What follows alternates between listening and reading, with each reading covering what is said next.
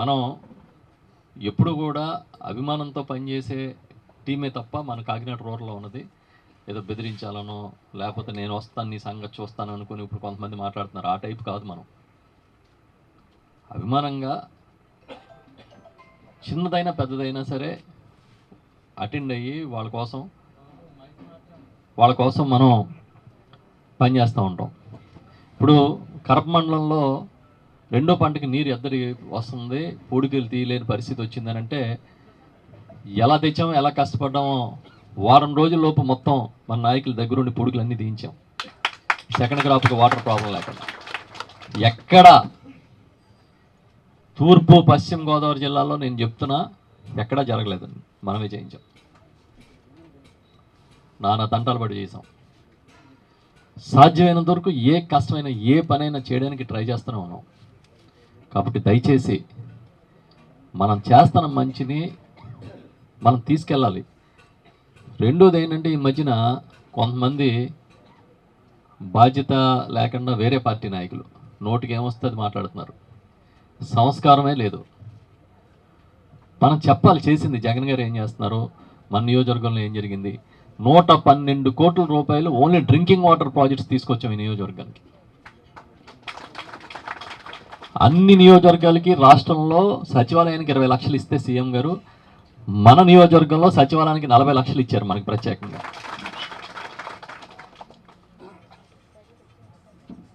NREGS ఇతరతర నిధులు ఇప్పుడు ఎన్ని పబ్లిక్ మీటింగ్లో మాట్లాడేవి కాదు. ఎందుకంటే కొత్త సంవత్సరంలో సూపర్ డూపర్ బహిరంగ సభలాగా జరగాలి. కాకినాడలో జరిగే సభతో ఒక ఊపు రావాలి. ఇందాక మన వీరబాబు గారు చెప్పిన ఆవేదనలో ఒకటి ఉంది. మనం బస్ యాత్రకి అత్యధిక మందిని మనం తీసుకొచ్చాము. కొంతమంది అంటే ఆ టైంకి చినుకులు పడడం వీటి వల్ల త్వరగా డిస్పోజ్ అయిపోయారు అనేది ఉంది. అయినా సరే అత్యధిక మంది వచ్చిన నియోజకవర్గం మనం చాలా ఎక్కువ మందిని ఆ రోజు వచ్చారు.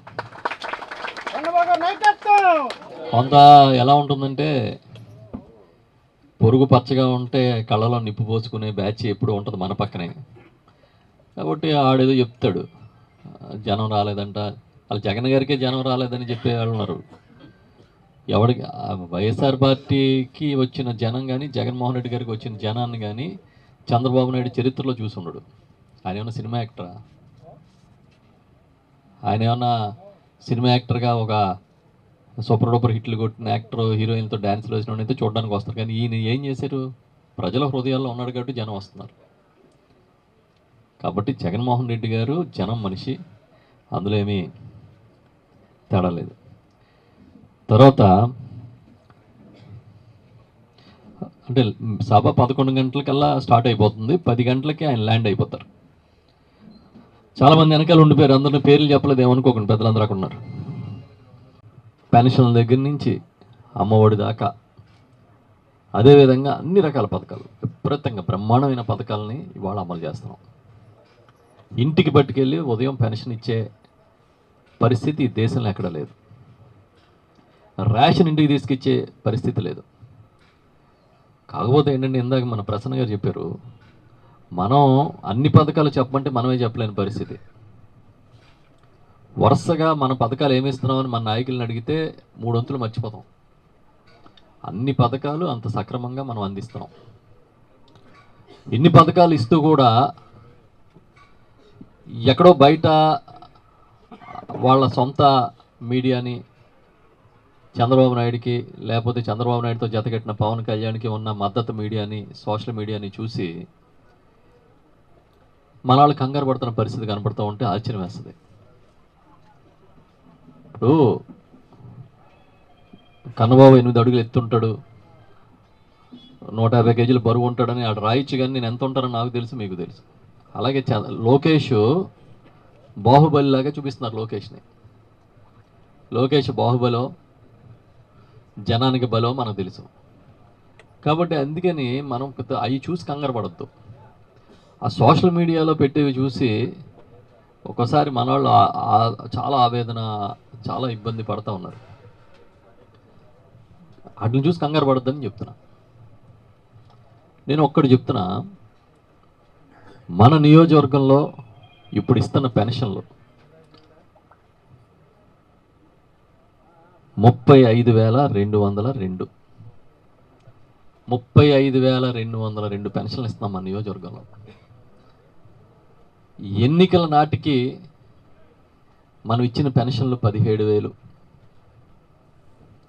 ఇప్పుడు 35,000, ఇంకొక 2,000 మంజూరైనాయి. అంటే దాదాపుగా 36,500, 37,000 దాకా రీచ్ అవుతున్నాయి పెన్షన్లు. ఎన్నికలకి 2 నెలల ముందు వరకు 1,000 రూపాయలు ఇచ్చేవాడు చంద్రబాబు నాయుడు. ప్లేన్ రైలో జగన్మోహన్ రెడ్డి గారు నేను వస్తే 2,000 ఇస్తానని అనౌన్స్ చేసిన తర్వాత చివరి 2 నెలల్లో ఆయన కూడా 2,000 ఇస్తానని అనౌన్స్ చేశాడు. మన గవర్నమెంట్ వచ్చే నాటికి ఈ రాష్ట్రంలో ఉన్న పెన్షన్ల సంఖ్య 34 లక్షలు. ఇవాళ పెన్షన్ల సంఖ్య 69 లక్షలు. 450 కోట్లు ఇచ్చేవాడు చంద్రబాబు నాయుడు నెలకి పెన్షన్ల కింద.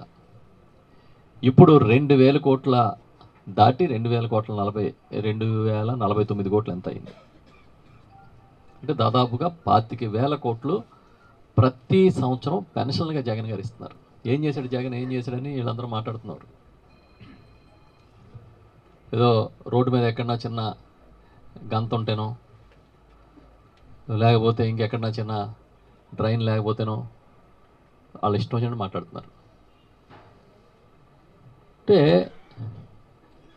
నెలకి 2,000 కోట్లు నేరుగా అవ్వతాతలకి, వితంతువులకి, వికలాంగులకి వేస్తూ ఉంటే అసలు ఇంత చేయగలిగినాడు ఎవడన్నా ఉన్నాడా?